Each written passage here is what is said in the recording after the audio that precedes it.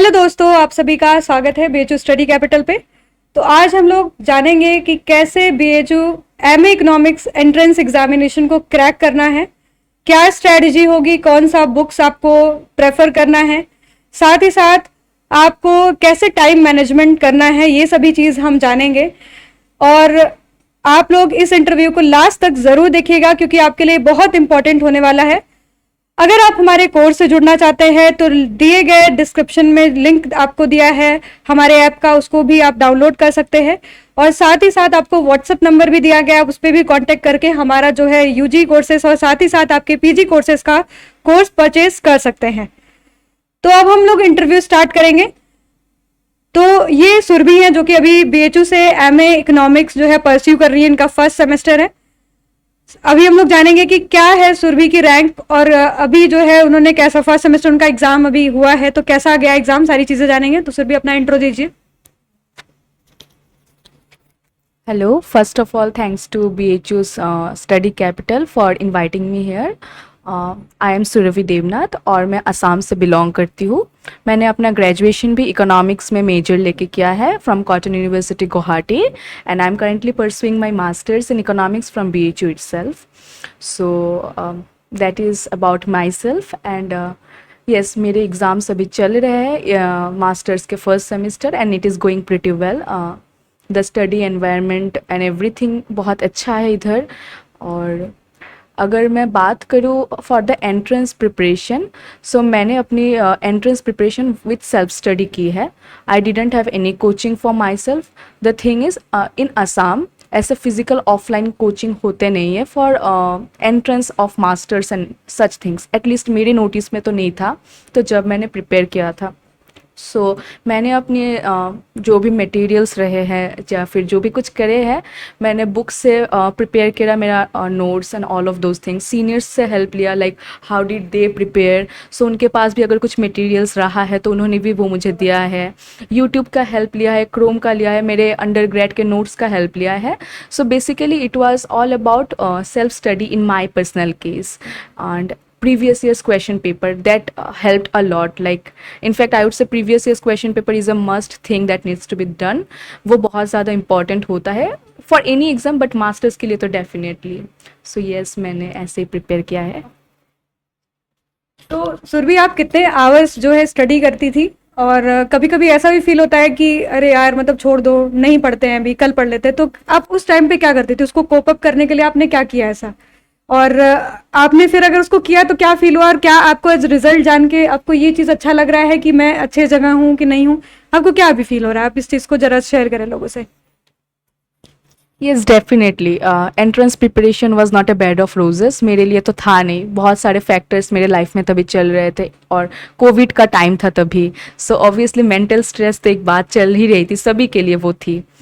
But one thing what I helped me was कि मुझे पता था कि मुझे एंट्रेंस क्रैक करनी है, दैट इज़ डू और डाई सिचुएशन। एंड मुझे ये था कि मेरी पर्सनल केस में मुझे ड्रॉप नहीं देनी थी या फिर सेकेंड अटैम्प्ट भी नहीं देना था कि फॉर अ पर्सनल रीज़न कि मुझे नहीं देना था। I wanted it to get done by एक ही बारी के अटैम्प्ट पे। सो मैं मेरा since it was online examination then, so मैं अपना लाइक इसको टाइम रेशियो को ऐसे 60:40 में डिवाइड कर लिया था मैंने। सो 60% ऑफ माई स्टडी मैं एंट्रेंस के लिए देती थी and 40% was for my semesters. So जैसे I wake up in the morning, so मैं 4 या 5 को उठ जाती थी।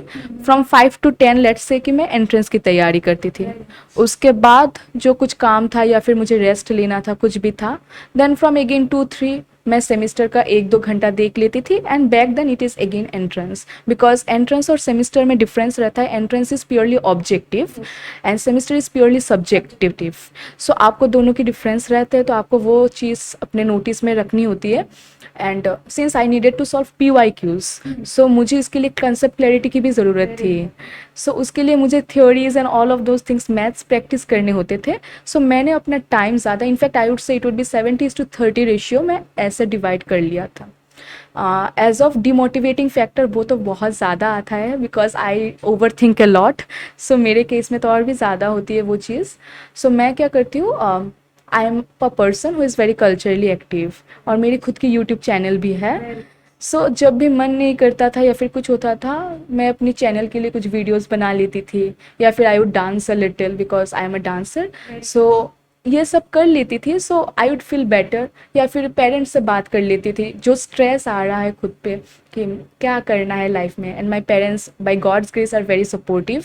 सो वो लोग समझाते थे see this is an entrance, you need not stress about it. So वो जब चीज़ मुझे बहुत ज़्यादा हेल्प करती थी, and most importantly I had trust on God. हाँ, मतलब मेरे personal, I don't know about others but my friends, my family knows this, कुछ भी बुरा हो जाए, I feel like God is there, he will help it. मतलब जो भी होना होगा ना, it will help for the, it will be for the best. So वो चीज़ मुझे बहुत ज़्यादा हेल्प करती थी। So all of this factors help, and because question paper solve करने के बाद खुद पे आपको एक कॉन्फिडेंस आने लगता है। आप जब कंसेप्ट को देखते हो, एक ही क्वेश्चन को या फिर एक ही टॉपिक को आप 10 तरीके से सॉल्व करते हो, because 10 types of solving one topic helps you understanding it better. So जब वो करने लगोगे आप, तो obviously आपके confidence level increase होने लगती है। So yes, that helped me a lot. तो नेक्स्ट वेरी इंपॉर्टेंट क्वेश्चन, जिसको कि आई थिंक मुझे लग रहा है सभी इस क्वेश्चन का ज़रूर वेट कर रहे होंगे कि इस बार तो बहुत ज़्यादा टफ पेपर आया था, तो आप उसके बाद कैसा फील कर रहे थे, और क्या आपको उसके बाद ऐसा फील हुआ कि मेरा होगा ही नहीं अब तो? क्या आपको ऐसा फील हुआ था? क्योंकि अगर आप लोग क्वेश्चन पेपर को उठा के देखोगे तो आपको लगेगा कि बहुत ज्यादा टफ था, मतलब एकदम पैटर्न अलग कर दिया। प्रीवियस ईयर पेपर तो शायद उसमें से 3 से 4 ही क्वेश्चन आए होंगे, तो वो एक काफी ज्यादा आपको डिमोटिवेट करने वाला था। तो क्या आपके सुरभि ने फील किया, और क्या हुआ फिर उसके बाद, क्या रिजल्ट आया, तो उनको क्या फील हुआ, तो इसके बारे में सुरभि बताएंगे। अगर आपके साथ ऐसा हो इन केस, तो आप क्या करोगे? आपको ये सुरभि जरूर सजेस्ट ऐसे करेंगे, तो सुरभि आप जरूर बताएं इसके बारे में। Thank you for this question, this is a very interesting question, मुझे शेयर करने में भी मज़ा आएगा। सो क्वेश्चन पेपर आपने जैसे बोला, it was very tough, agreed, very very tough. In fact मैंने ना 10 ईयर्स के PYQs तो मिनिमम सॉल्व किए होंगे। सो मुझे इतना कॉन्फिडेंस था कि भाई 10 ईयर्स के सॉल्व कर लिए, अभी तो सब अच्छा होना चाहिए, and I felt like it is going to be good. Exam hall गए, question paper arrived 1 hour late. हाँ, और जो जिस रूम पे हम लोग एग्जाम दे रहे थे ना, that was very close, suffocating जैसा हो रहा था। तो वैसे ही मतलब एक अलग सी स्ट्रेस होने लगी थी, इसमें क्वेश्चन पेपर भी late, and when the question paper came it was totally different than we imagined. आपने जैसे बोला ना, like it was more of current affairs based, more of like economic theory based. मतलब नॉट थ्योरी ऐसे कि जो हम पढ़ते हैं, बट इसका ओरिजिन कहाँ से हुआ था, या फिर इस बुक को किसने लिखा था, ऐसे टाइप के। And it was not anything related to previous trends, कुछ नहीं था, it was totally different. And आपके पास ना इन वो बोलना बहुत ईजी होता है, but at that moment you have 120 questions and 120 minutes to solve it, you don't have the time to think. हाँ, वॉट हेल्प मी वाज, मैंने बोला शायद आप पहले में ही कि मैंने NT-UGC का सॉल्व किया था। जब मैं NT-UGC का कर रही थी, since it was on a higher level already, so my preparation was already upgraded in that. And उससे मैंने ट्रूमैन का NT-UGC वाला बुक खरीदा था, बिकॉज मुझे लगा उससे ज़्यादा हेल्प होगी, तो आई डिड दैट। उससे around you have around 4000-5000 questions in that, और उसको टॉपिक ना बहुत छोटे छोटे में बहुत अच्छे से कवर किया गया है। सो मैं वहाँ से पढ़ती थी, जो टॉपिक सपोज अंडर ग्रेड में मुझे इतना अच्छे से नहीं हुआ था, बिकॉज कोविड के time we were affected in various ways. So मैं वहाँ से पढ़ती थी और I used to solve that questions. So since तो मैंने NTA के बुक में से अराउंड 2000-3000 क्वेश्चंस मैंने सॉल्व किया था, and by God's grace around 15 to 20 questions मेरा वहाँ से आया। ओके, हाँ, दैट्स वाई जो भी बच्चे या फिर मेरे जूनियर्स या फिर रिपीटर्स अटेम्प्ट करने वाले हैं, अगर पूछते हैं ना, मैं बोलती हूँ पहले आप NTA का बुक एक खरीद लो, बिकॉज व्हाट हैपेंस इज आपका जब अपग्रेडेड लेवल रहता है ना, that time you are on a place to compete. But अगर आप वो पैटर्न वाइज चलोगे ना, then you will not be in that place to compete. तो ये रियल नुस्खा है भाई, सब लोग हाँ, मतलब NT-UGC मैंने ट्रूमैन का फॉलो किया, मुझे वो बेटर लगा। आप किसी का भी कर सकते हो, बिकॉज उसमें ना वो MA के टॉपिक्स भी कवर करते हैं। और इस बार जो क्वेश्चन पेपर आया ना, आप देखोगे ना, it is around 70 to 80% MA topic related questions. हाँ, मतलब उन लोगों ने ऐसे किया, वो लोग डेप्थ पे गए, उन लोगों ने डेंसिटी थोड़ा बढ़ा दिया। हाँ, and eight that moment that help me a lot, because मैंने एनटीए का ज़्यादा फोकस किया था, एज आई सेड मैंने सेल्फ स्टडी से किया था, एंड बीएचयू का कोई मेरा सीनियर नहीं था कि मैं उनसे गाइड ले सकूँ. I had seniors from other universities, so I was totally in darkness, मुझे कैसे करना है. And Assam is a little cut off, north east in itself is a cut off place. हाँ, so for that reason NTA was thing, I felt like इधर का question solve कर लेते हैं, पीवाईक्यूज कर लेते हैं, then it will be on a place कि मैं कर सकूंगी. And actually that help, because questions जब मैंने देखा ना, ऐसे टाइप के असर्शन, रीजनिंग, और एनटीए में भी वैसे ही देते हैं. हाँ, यूजीसी नेट में, जीआरएफ में भी वैसे देते. So for that reason I felt कि भाई वो तो हो गया. But yes, as you said, I was not expecting, because question paper इतना टफ आया, एंड मैंने 80 क्वेश्चंस अटेम्प्ट किए थे out of 120, only 80. So marking negative होते हैं 1 mark and positive 4, so plus minus करके कितना आएगा हाथ में पेपर भी नहीं. हाँ, एंड वो that one answer sheet came a lot late, बहुत लेट आया था. सो बहुत सारी स्ट्रेस फैक्टर चल रही थी. So I was not expecting कि अच्छा होगा या नहीं होगा. सो वो तो टेंशन रहेगी, जितना भी मैं बोल लूँ, आप बोल लो, जिनका होता है उनको पता होता है, वो टेंशन होगी. But I can say that PYQs पे सोलली मत डिपेंड कीजिएगा, because if you are doing, ये थिंग रिपीट हो सकती है. हाँ, एनटीए करी मतलब वो प्रिपरेशन के like test series and all join कर सकते हो आप. मैंने टेस्ट सीरीज पर्सनली नहीं किया था, बट आप कर सकते हो, that is very very helpful. And PYQs and UGC का तो मैंने बोल ही दिया कि लाइक एनटीए वाला. सो अगर वो आप करोगे, I feel things will go good in your way. तो अब थोड़ा बुक लिस्ट पे ध्यान देते हैं. वैसे तो इसने एक बुक आराम बहुत अच्छा बताया, पर और भी क्या ऐसे बुक्स थे जो कि आपके एग्जाम के लिए इम्पोर्टेंट होंगे? सुरभि उसके बारे में बताएंगी. जैसे आपका माइक्रो हो गया, मैक्रो हो गया, या फिर डेवलपमेंट की जो थ्योरीज, मतलब बीएचयू का फेवरेट है, तो ये जो कहाँ से पूछा जाता है एग्जैक्टली, अगर इससे कहाँ से इसको सॉल्व करे तो आपका आएगा. इंटरनेशनल हो गया, क्योंकि इंटरनेशनल की इस बार ऐसी थ्योरीज पढ़ी थी जो कि आपके बीएचयू में भी नहीं पढ़ाते यूजी में.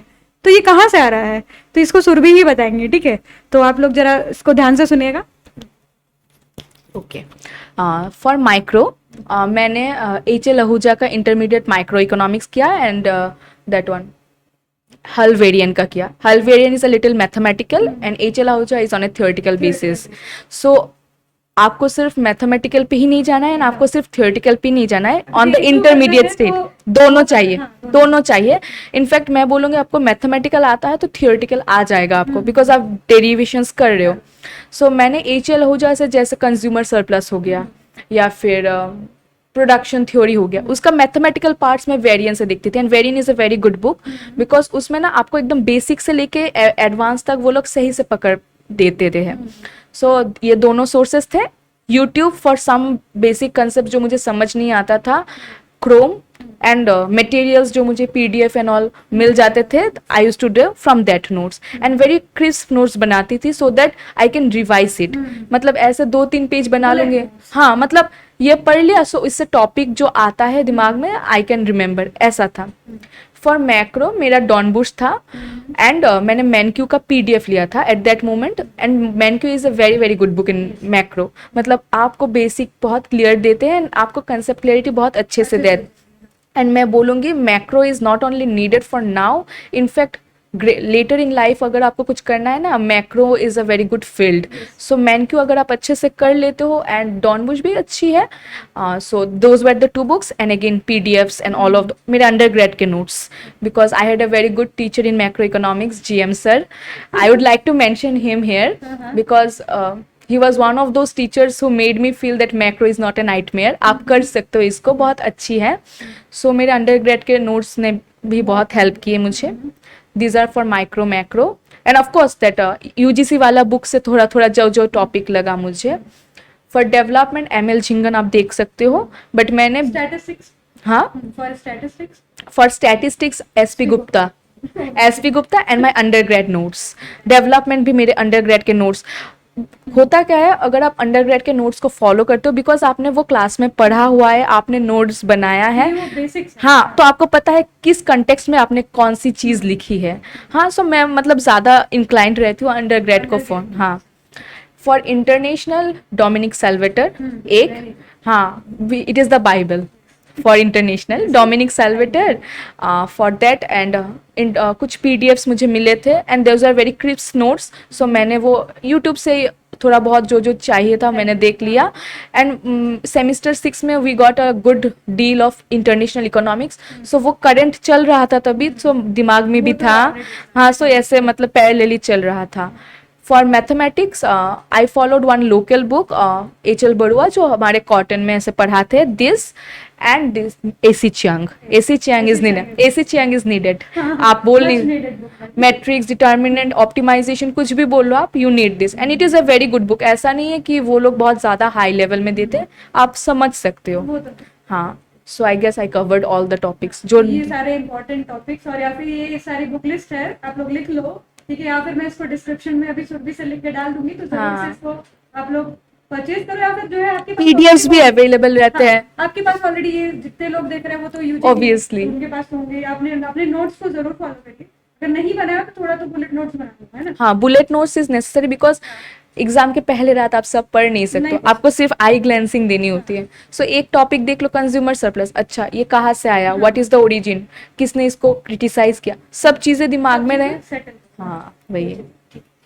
तो अभी ये सारी चीज़ें बहुत इंपॉर्टेंट है, क्योंकि भाई आपको एग्जाम क्रैक करना है तो ऑब्वियस सी बात है आपको एक इंपॉर्टेंट बुक लिस्ट पता होनी चाहिए. तो सुरभि ने तब जो इनका एक्सपीरियंस था, जो बुक लिस्ट थी, उसको बताया है, तो आप लोग उसको नोट डाउन करें, परचेज करें. नहीं तो आपके पास खुद नोट्स होंगे तो उसको जो है आप फिर से एक बार देखें, है ना, उठा के देखें, क्योंकि ओपन बुक टेस्ट हो रहा है, तो इसका मतलब ये नहीं कि आपने नोट्स नहीं बनाए होंगे.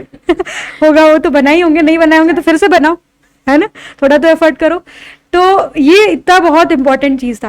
अब आप जैसे कैंपस में आ गए हो, आपको क्या फील हो रहा है, यहाँ पर आप क्लासेस ले रहे हो, अटेंड कर रहे हो, तो क्या आपका टीचर का सपोर्ट क्या है, और आपको कैसा लग रहा है, क्या सिलेबस है मास्टर्स का. एक्चुअली मास्टर्स होता है, तो क्या आपको लग रहा है कि सिलेबस ब्रॉड हो चुका है कि वही छोटा सा सिलेबस है.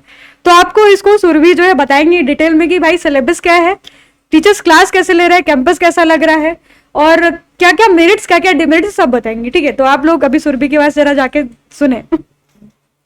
So let me start with campus first. हाँ, campus it is more beautiful than आप जो YouTube में देखते हो, वीडियोस में देखते हो. जो लोग BHU से अंडर ग्रेजुएट नहीं हुए हैं, like me, for them I am saying that campus is literally a heaven. मतलब आपको बहुत अच्छा फील होगा आप अगर आओगे तो इधर. हाँ, मतलब बहुत अच्छी है. लाइक इतना गर्मी रहती है. Varanasi is like to, I come from Assam. In Assam we don't have this temperature of 42-43 degree.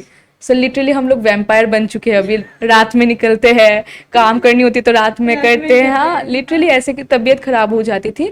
Even on that temperature इधर इतना होने के बाद भी कैंपस में ना आपको इतनी गर्मी नहीं लगती है, because of the wide range of trees. इतना कैंपस में छाया जैसी चीज़ें रहती है ना, सो इट इज़ गुड.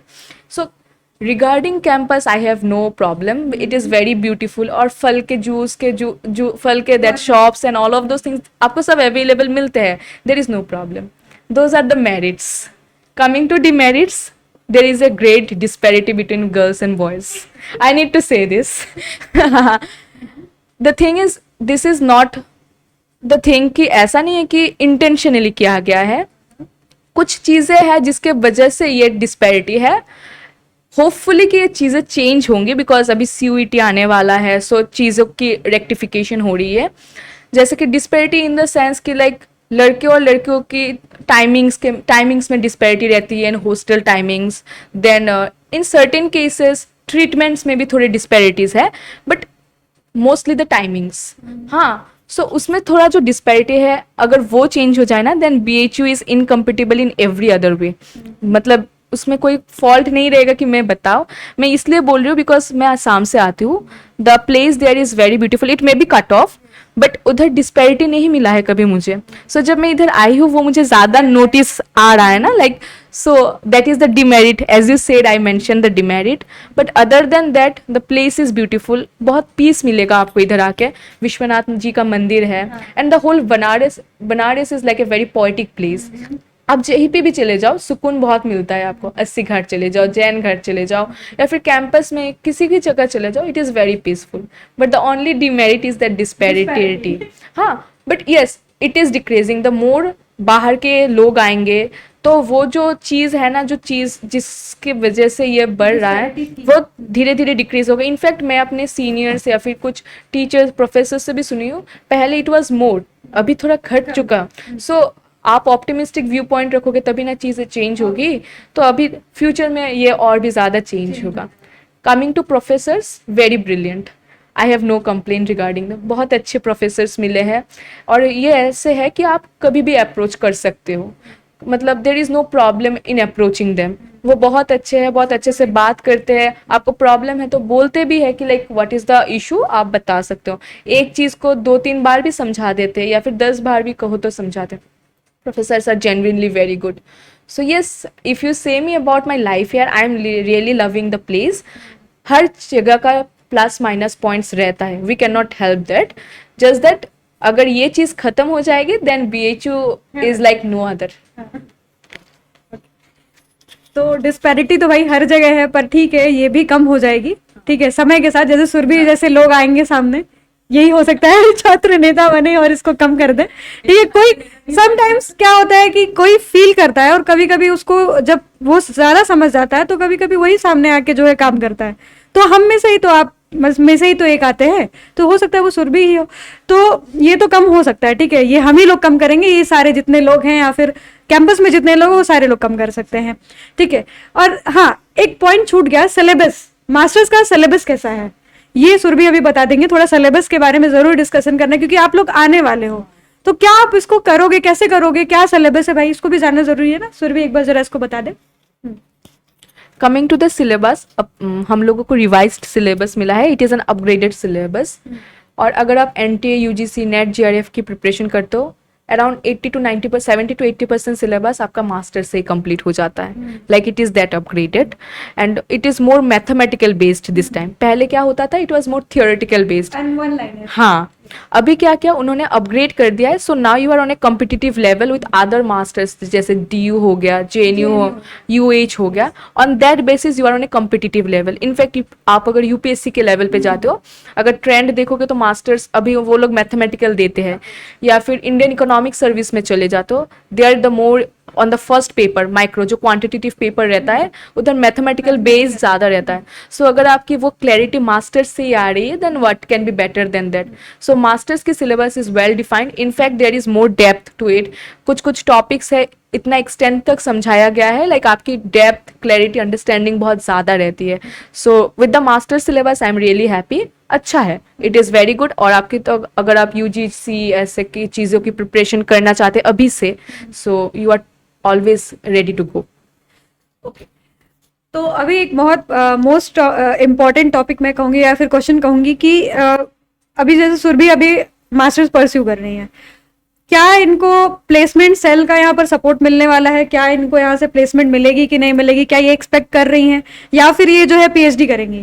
ठीक है, तो ये जरा सुरभि बताएंगे। और क्या मतलब आपको लग रहा है यहाँ पर जैसे मास्टर्स कर रहे हो आप, तो क्या लग रहा है कि प्लेसमेंट होगा या फिर जो है आपको आगे आगे स्टडीज ही करनी है? तो आप इसके बारे में जरा बताएं।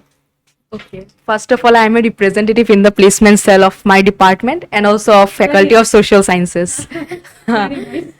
And by God's grace, मुझे internship भी लग चुकी है। I was the only one from Faculty of Social Sciences to get into the required department जो जिस मुझे मिला है। Others were from Institute of Science. So मेरी joining start होने वाली है from 20th of this month. Coming to the placement cell, yes, मैं बोलूँगी नहीं like it is hyperactive, but yes, it is performing better than we expected. Recently बहुत बच्चों का placement हुआ है, not only from economics itself, economics का जो अपना खुद का जो placement cell है that is very strong, very very strong, बहुत अच्छा है। अगर आप अच्छे से प्रोग्रामिंग लैंग्वेजेस कर लेते हो या फिर जो जो रिक्वायर्ड मैनेजमेंट ट्रेनीज HR का कर लेते हो, you have a good chance of getting into the placement department. And also of the faculty of social sciences का जो इंटीग्रेटेड है UPCC का जो है यूनिवर्सिटी प्लेसमेंट सेल कोऑर्डिनेशन का, that is also good going. मतलब हर दिन किसी ना किसी बच्चे का आ रहा है या फिर 2-3 पीपल का हो रहा है। द थिंग इज इधर why the placement rate is low is because maximum of the children want to go into UPSC। उनको UPSC निकालनी है, मज़े मज़े में निकाल देते हैं। उनको मतलब ये है कि UPSC से बाहर सोचने की वो इंटरेस्ट ही नहीं रहती है। बट वो चेंज हो रही है, अभी बच्चे थोड़े डायनामिक होना चाहते हैं, ऑप्शंस रखना चाहते हैं, एक बैकअप रखना चाहते हैं। हाँ, सो वो लोग इसमें भी इंटरेस्टेड हो रहे हैं। Rate low is not because कि एक्टिव नहीं है cell.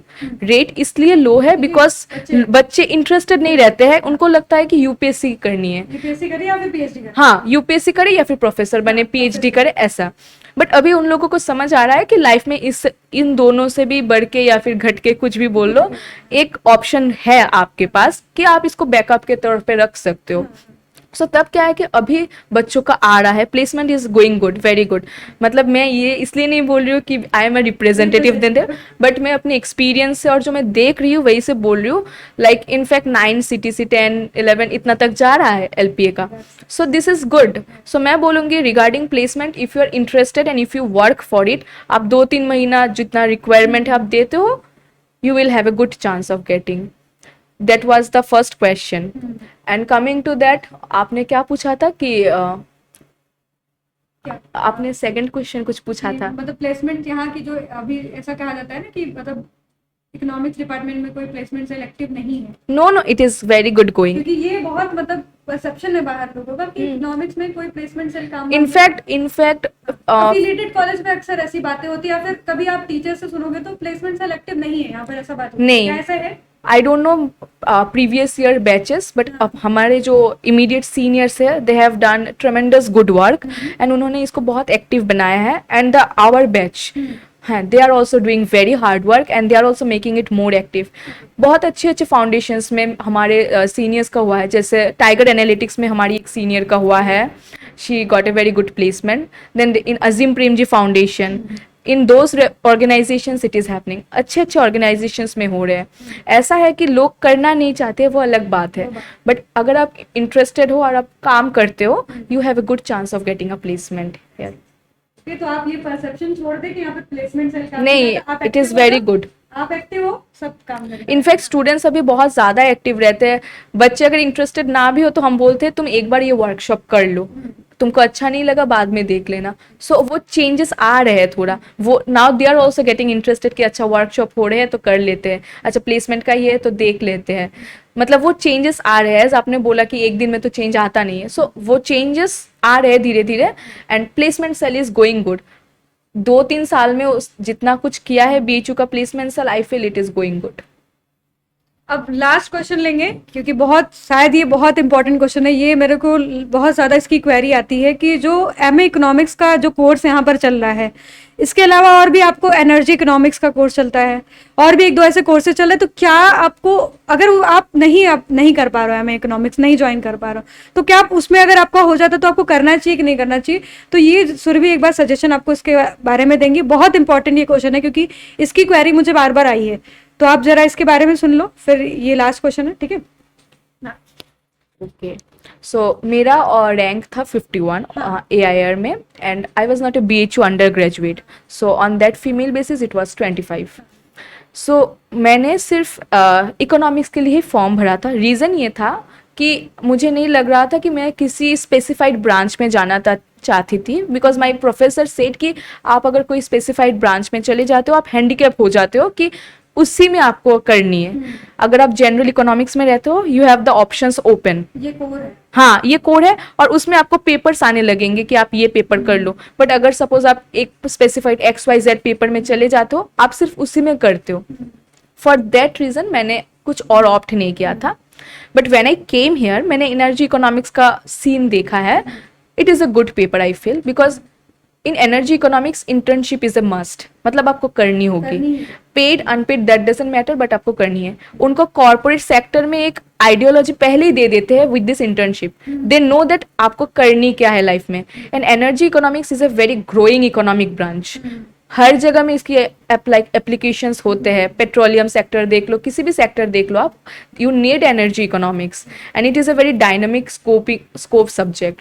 So if someone is interested कि उसको एनर्जी इकोनॉमिक्स में मिल रहा है, करना चाहिए, आई वुड सजेस्ट कि आप ले लो, बिकॉज उसका स्कोप एक ज़्यादा है, प्लेसमेंट सेल में भी काम आता है। एंड इंटर्नशिप आप जब कर रहे हो, क्या पता आपको PPO लग जाए। हाँ, PPO लग जाए तो आपको तो ऐसे ही प्लेसमेंट मिल रहा है, आपकी बैकअप तो एक होनी ही है। और एनर्जी इकोनॉमिक्स में आपको सही से इंटरेस्ट है तो आप लो। एक बात है, आपको इंटरेस्ट नहीं लग रही, सिर्फ आपको मिला है तब मत लो आप। हाँ कि अच्छा चलो मिल गया है, कैंपस मिल रहा है। कैंपस इज गुड, मैं नहीं बोल रही हूँ कि आप कैंपस के लिए ना लो, इनफैक्ट मेरी खुद की भी एक फैंटेसी थी कि कैंपस में आना है। हाँ, I understand that, but on that basis itself practically सोचे तो नहीं लेना चाहिए। आपको इंटरेस्ट है सब्जेक्ट में और आपको लगता है कि you can deal with the subject for 2 years minimum, because आपको डेजर्टेशन पेपर भी देना पड़ता है, you have to write a research paper on your 3rd and 4th sem. सो आप मजे मजे में सिर्फ ले लेने से नहीं होगा, आपको उस पेपर में आपको रिसर्च करना है, एक डिजर्टेशन पेपर सबमिट करनी है, and that requires patience and interest. दोनों चीज़ों की बहुत ज़रूरत होती है। आपके फ्रेंड्स ले रहे हैं तो आप ले लो, वो भी नहीं होनी चाहिए। सो आपको लग रहा है कि yes I will find it interesting, आपको लग रहा है कि यस वो अच्छा लगेगा, मुझे इसमें स्कोप है, आप देख लो लोगों के एक्सपीरियंसेस, उसके बाद आपको लगता है you should take it. In my personal case मुझे सिर्फ जनरल इकोनॉमिक्स में आना था, so I didn't take it, but आपको अगर इंटरेस्ट है you should definitely take it because it is a growing subject. Thank you. Okay, तो याद रखिएगा कि आपका अगर इंटरेस्ट है तो आप उस सब्जेक्ट को ज्वाइन करो, अदरवाइज आप कोर्स से पढ़ो, कोई दिक्कत नहीं है, ठीक है। तो अब हम यही अपना इंटरव्यू को समाप्त करेंगे, खत्म करेंगे, पर लास्ट में सुरभि का आप सभी के लिए प्रिपरेशन के लिए क्या सजेशन रहेगा, आप कैसे अपने आप को मोटिवेटेड रखो, और अभी भी आप लेट नहीं हो, अगर आप अभी से स्टार्ट कर रहे हो तो अभी से स्टार्ट करो और सुरभि के लास्ट सजेशन को सुन लो, क्योंकि आपको इसके जैसा एक दिन इस कुर्सी पे बैठ के इंटरव्यू करना है, ठीक है। तो आप इसके सजेशन को लास्ट सुनो, ठीक है।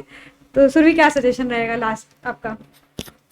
देखिए, अगर आपको ऐसा लग रहा है कि अभी तो टाइम कम है, नहीं होगा, it is very wrong, totally wrong है। इनफैक्ट जो पढ़ाई सही से होती है ना, आप लास्ट के 2-3 महीने, 1 महीने में आप अगर 100% दे दे तो you have decent chances of getting into it, because आप प्रैक्टिकली सोचो, when the exams are being done, उसके उस टाइम पे ये सेग्रीगेट हो जाते हैं, कुछ बच्चे कोई और इंस्टीट्यूट लेना चाहते हैं, एग्जाम के मार्क्स आने में या फिर रिजल्ट आने में डिले होता है। सो उस टाइम पे अगर आपके अच्छे मार्क्स आ रहे हैं, you have a decent chance of getting. हाँ, 1-2 महीना है, आप PYQs अच्छे से सॉल्व करो। मेरे केस में तो UGC का बुक था, मैंने तो वो बहुत रिलीजियसली मैंने फॉलो किया था, एंड आई वुड सजेस्ट कि आप वो देख सकते हो, बिकॉज NTA करवा रहा है, so you will understand their pattern, कैसे रीजनिंग देते हैं वो, एजर्शन कैसे देते हैं आप। मैं ये जो स्ट्रेटेजी बता रही हूँ, it is for self study basis. आप अगर कोचिंग ले रहे हो कहीं से, they know how to do it. हाँ, वो लोग बोल सकते हैं आपको कैसे क्या करना है, वो लोग आपका टेस्ट लेंगे ना, but the people like me who come from Assam and north east, and generally आपके अगर कोई सीनियर्स या फिर किसी का आपको कोई आइडिया नहीं है, as it is in my case, then it is the thing I would say, test series, PYQs and any sources where you can appear exam, आप वो सब फॉलो करो। पेरेंट्स से बात करो जब भी आप डिमोटिवेटेड फील करते हो, because they are the best people आपको जो समझ सकते हैं। एंड किसी किसी में केस में मैंने देखा है कि ऐसा होता है कि ऐसा नहीं होता है, पेरेंट्स भी डिमोटिवेट कर देते हैं। In that case talk to the people जो आपको मोटिवेट करते हैं। कभी ऐसा होता है कि पेरेंट्स नहीं चाह रहे बट आपको करनी है, so in that case talk to people जो आपको मोटिवेट करते हैं। एक इंसान भी ऐसा हो, यू शुड टॉक, हाँ, बात कर लो, कॉल पे टेक्स्ट कर लो, whatever you feel comfortable. थोड़ा टाइम अपने लिए रखो, मी टाइम रखो, सुबह शाम, वॉट एवर फ्रेश लगे, and that should not be studies, that should not be studies, whatever makes you feel good, and वही है। और चिल से एग्जाम मतलब दो, ऐसा नहीं कि स्ट्रेस्ड हो जाओ, आप पहले से स्ट्रेस्ड होगे ना एग्जाम के टाइम पे, आप जो आपको आता है वो भी आप भूल जाओगे। It is an entrance exam, and lastly yes, it is just an entrance exam, not your life. अगर नहीं भी हो रहा है, it doesn't define your capabilities. एक entrance exam doesn't define, and ये मैंने अपने खुद के एंट्रेंस से ये मुझे समझ में आया। पहले लोग बोलते थे, मुझे लगता था सिर्फ बोलते हैं ये लोग, बट तब मुझे याद आया this is just an exam, it doesn't define life. होता है, it is well and good, आपको बहुत ज्यादा खुशी मिलेगी। In my personal case BHU was my dream, मुझे मास्टर्स BHU से करना, बहुत सारी रीजन्स की वजह से, so I felt it coming true, so in my case I felt very happy. अगर नहीं होता बहुत बुरा लगता, बट मुझे ये पता था कि ये मेरी लाइफ नहीं है, something better is waiting for me, ये सब चीजें सिखाती है। So yes, do your best and leave the rest. ठीक है, तो याद रखिए अभी भी देर नहीं हुई है, आप लोग अभी भी एंट्रेंस एग्जामिनेशन की तैयारी कर सकते हो, अपने से करो या फिर हमारे कोर्स को ज्वाइन करके करो। डिस्क्रिप्शन में लिंक दिया हुआ है हमारे ऐप का और नंबर भी दिया हुआ है, कांटेक्ट कर सकते हो। अभी भी देर नहीं हुई है, जो है आप शुरू कर सकते हो। कोई भी क्वेरी हो हमारे कमेंट सेक्शन में वीडियो के बता सकते हो। अगर कैसा लगा आपको ये इंटरव्यू का सेशन, ऐसे और भी इंटरव्यू के सेशंस आपको दिए जा सकते हैं। अगर आपको ये पसंद आ रहा हो तो कमेंट सेक्शन में ज़रूर बताइएगा, दोस्तों के साथ शेयर ज़रूर करिएगा, हमारे चैनल को सब्सक्राइब ज़रूर कर लीजिएगा। Thank you so much Surabhi.